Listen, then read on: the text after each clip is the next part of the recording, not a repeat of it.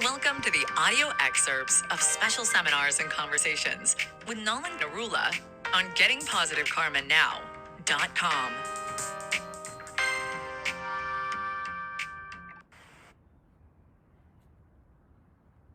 Devotional service aspect to understand that there are two major types of devotion. One is that you are directly devoting your life to Krishna directly. How is that? As in, I am assuming that gurus are directly devoting themselves to Krishna. Yes. The other aspect is that one is serving the guru. Yes. So that now, in order to be finally liberated, does one need to, directly? But you are doing that. If you are serving the guru and you are doing the healing, you are doing both. So you are doing both. I mean, Yes. It's not a necessary kind of a No. condition. Even if you are serving the guru's teachings, eventually.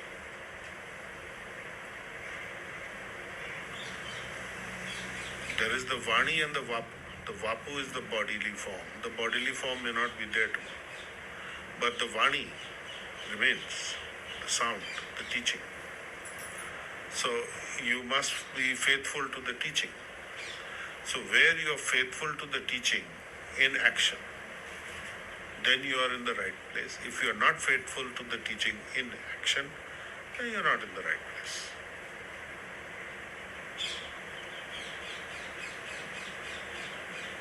Yes, Sabrina.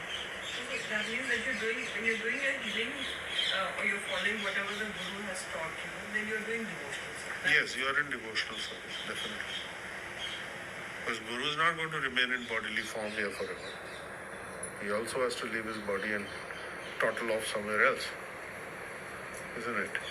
Everyone has to. Then in that respect, one is always devoting to Guru because you're following some teachings.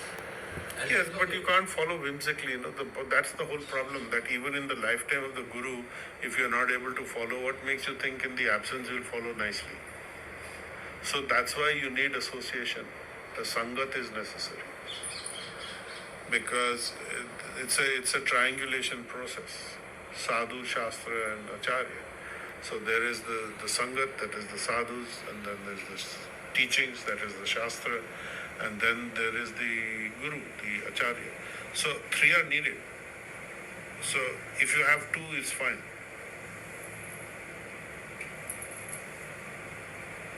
Because then the Guru's teachings become the representative of the Guru. If you are deviating in your understanding, then the Sangat will set you right, which is what you need to do, is to associate with the other healers, the other people on the devotional path, and the senior people or those who are more advanced can give guidance, but they can't take the position of the Guru. So you need to consult your God brothers and God sisters, so to speak. So when you consult your God brothers, God sisters, you're all at the equal level. Then you can get some good guidance. But we find people are screwing out own meanings of what the Guru is saying or what the teachings are and using them. So you have to find somebody who is mature in this, who is understanding. It's not easy. And definitely when the Guru leaves, there's a lot of tamasha happening. A lot of dust is flying in the air. Clarity is lost. So whenever a Guru leaves, this happens. So one has to be prepared for it. There has to be some kind of succession line happening. Just like you have a business, you have a succession plan. This is all coming from Guru Shishya Parampara. There has to be a succession plan. So there are some students who are very good at this and some who are not that great.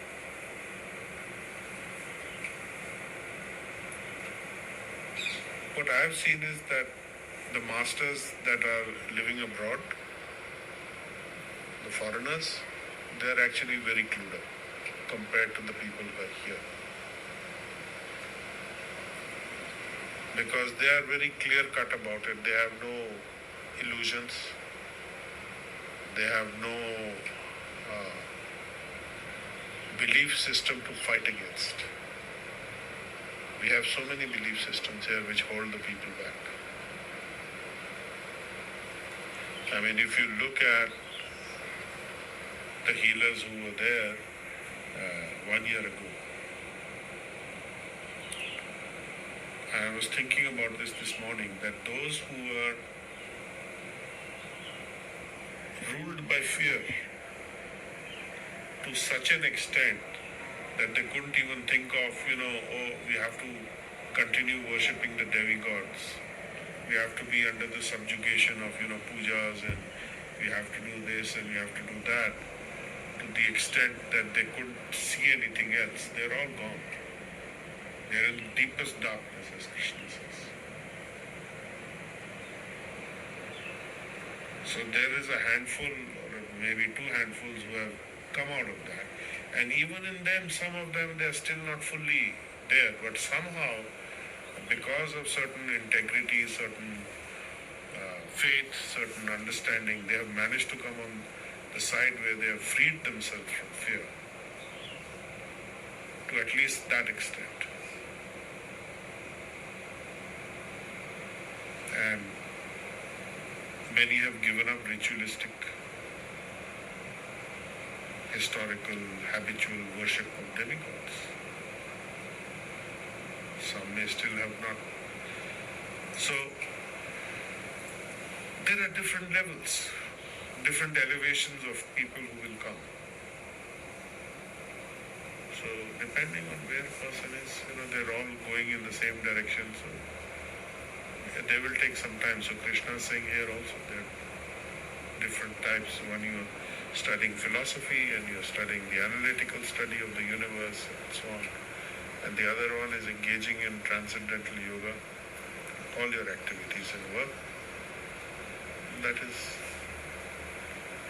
is actually faster and better, really. But then the knowledge is also required, because if you just have some faith without knowledge, that faith becomes shaky when it is tested. So it is important to have this knowledge. Very, very important. Because this fire of knowledge will burn up all ignorance and all karmic reactions, Krishna has said. Gyan Agni. So Gyan Agni is very, very important.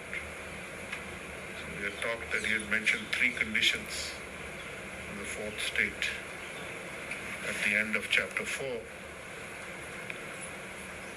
Right? That